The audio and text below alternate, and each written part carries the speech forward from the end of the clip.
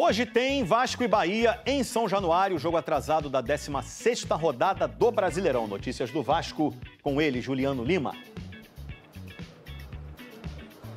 Tudo bem, Escobar? Um abraço para você, para todo mundo que está ligado no Globo Esporte. O Vasco vai precisar melhorar o desempenho em casa no Campeonato Brasileiro. A última vitória do Vasco aqui em São Januário pelo Brasileirão foi no dia 17 de maio contra o Fortaleza por 3-0.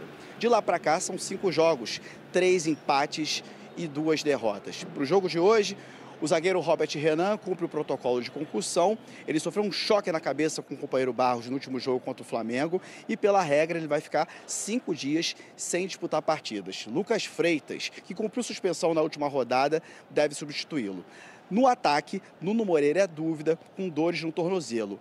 E o Ryan, destaque contra o Flamengo, recebeu o 3º cartão amarelo e fica de fora. Vamos mostrar o provável Vasco para o jogo de logo mais, Escobar, que deve ter Léo Jardim, Paulo Henrique, Carlos Cuesta, Lucas Freitas e Puma Rodrigues. Aí no meio-campo, Hugo Moura, Barros e Felipe Coutinho. No ataque, Nuno Moreira ou David, Andrés Gomes e Verratti. Lembrando que o Vasco vai ter uma sequência difícil pela frente. Bahia, Cruzeiro, depois aqui em São Januário e Palmeiras fora de casa. Eu volto com você.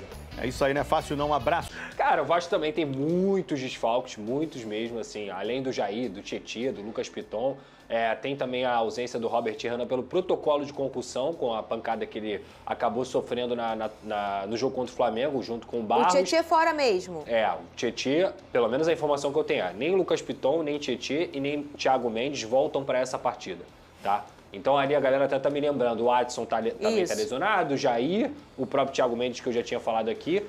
E aí você tem também o grande desfalque para mim do Vasco hoje, que é o Ryan. O Ryan suspenso é um jogador hoje insubstituível. Porque o Carlos Andrés Gomes não tem como substituir o Ryan? Não. É porque o Ryan é uma peça crucial, o principal jogador do Vasco na era Diniz, junto com o Felipe Coutinho também, que vem fazendo grandes partidas. Então, a provável escalação, até segundo eu apurei ontem, Léo Jardim no gol, Paulo Henrique na direita, o Cuesta na lado direito da zaga, Lucas Freitas substituindo o Robert Renan, e que também não é nenhum desastre. E vem bem o Lucas, ele vem bem.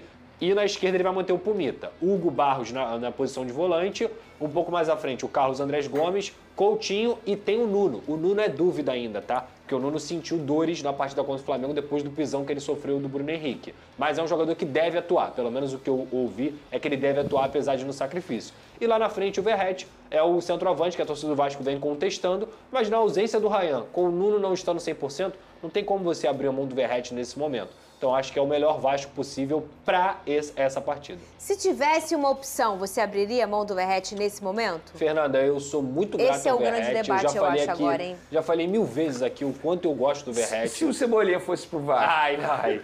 Já falei.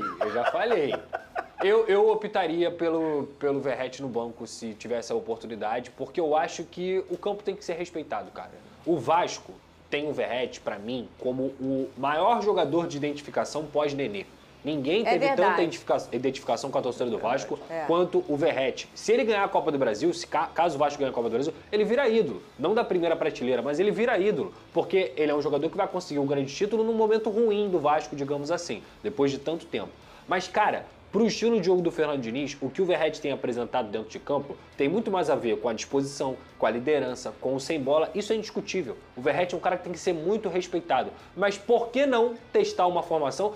E o que eu mais fico colocando aqui como crucial no Flamengo, o Pedro não banca?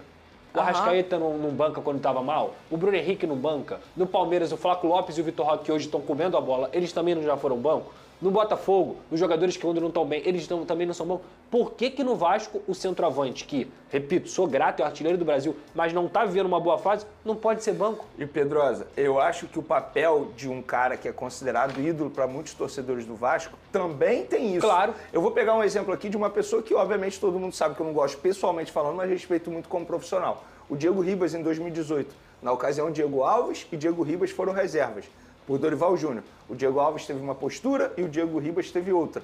A postura do Diego Alves extremamente negativa, como um ídolo. A do Diego Ribas foi perfeita. Aceitou e entendeu que naquele momento era o melhor para o time, para a equipe.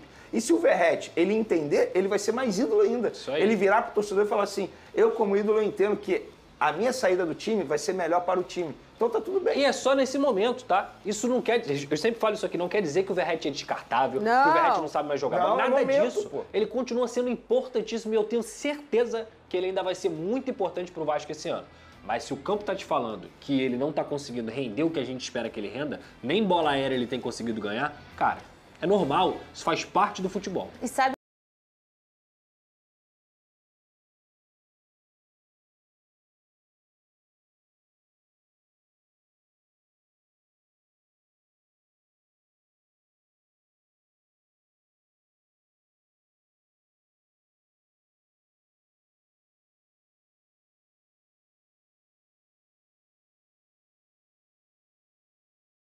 Amigas e amigos,